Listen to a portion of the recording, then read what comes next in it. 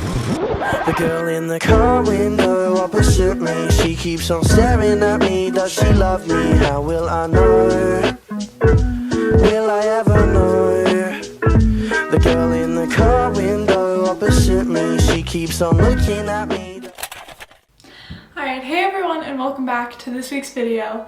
In this week's video I am sharing my 3 current favorite Bible verses because I've found some really good ones lately that have really impacted my life, so I wanted to share them on here so hopefully they'll inspire some other people. And most of the time I find Bible verses just on Pinterest because I'm at the point in my feed where a lot of it is like positive quotes and Bible verses, which I love. But then also recently I got the Bible app on my phone, which I don't know how I didn't have that before, but it sends me the daily notifications of the Bible verse of the day, which has been really great, and like they've had a funny way of applying to my life whenever I get the notification in the evening. So I definitely recommend getting that if you want daily faith reminders. It's been really, really nice. And so one of my verses that I'm going to share with you is one that was sent to me like last night, and it was just amazing, so definitely recommend. So the first verse is Zechariah chapter 2 verse 5, which says, "And I will be to her a wall of fire all around, declares the Lord, and I will be the glory in her midst." So this verse is really great for so many reasons, but especially to me because it reminds me that God is with me everywhere I go. God's with us wherever we go, but also that He's protecting us wherever we go. So He has prepared the way for us for our good. So He's a wall of fire around us. He protects us from what could harm us if we choose to acknowledge that He's there. And also it's a great reminder that He is the glory in our midst. So when somebody meets us, they can also meet God within us, the Holy Spirit within us, acting through us, which I think is a really cool thing, because when someone meets us, then they can meet not only us, but God at the same time. And I think that's definitely something to aspire to. Something I'm working on is when I meet people, they should meet Christ's kindness and the heart of Christ and all that stuff, which is definitely something to aspire to, and you can never really achieve fully, but definitely it's so cool to think that God's glory is in our midst and we can act with that in mind. The second verse I'm going to share with you is 1 Peter chapter 3 verses 3 and 4, and it says, "Your beauty should not come from outward adornment such as braided hair and the wearing of gold jewelry and fine clothes. Instead, it should be that of your inner self, the unfading beauty of a gentle and quiet spirit, which is of great worth in God's sight."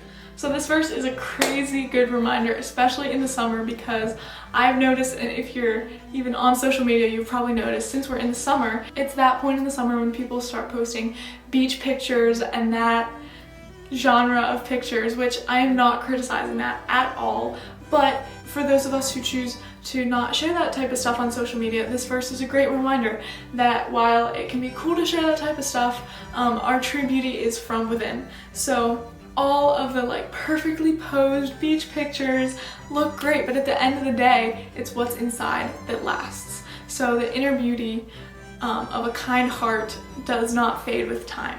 And also, like, I love fashion. I love wearing stylish clothes and dressing up. Like, I find all that stuff so fun.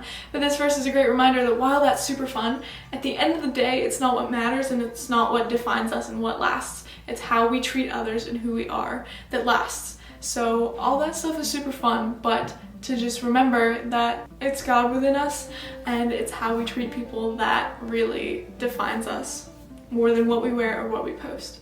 And it's also just a great social media reminder in general, because as I'm sure you've seen people post on like Instagram and stuff, it's a highlight reel. Instagram maybe isn't fake, but it is a highlight reel, and you choose what you share. So people don't share the negative stuff and their self-doubt and their comparison to others. They share what they feel confident in.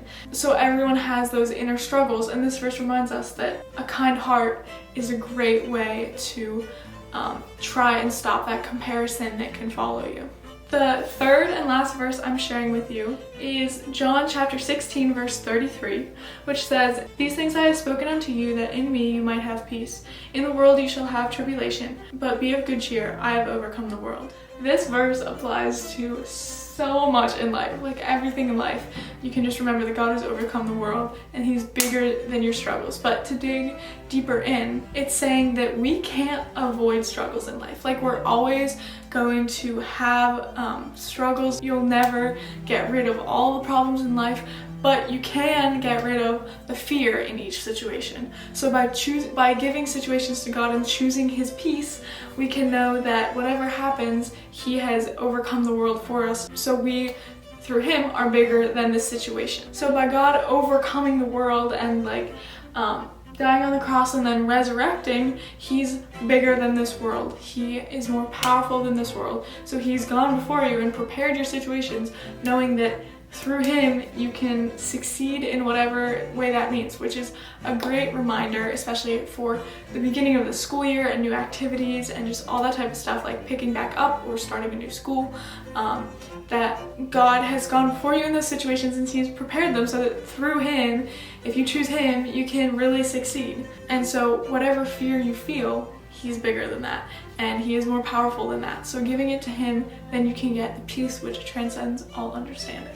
And also by choosing that peace, we can be of good cheer, which is kind of like a Christmas saying, to be of good cheer, but it's a great reminder. So those are my current 3 favorite Bible verses. I hope they inspire you and that you enjoyed them. If you did, be sure to give it a thumbs up and subscribe and comment your current favorite Bible verse.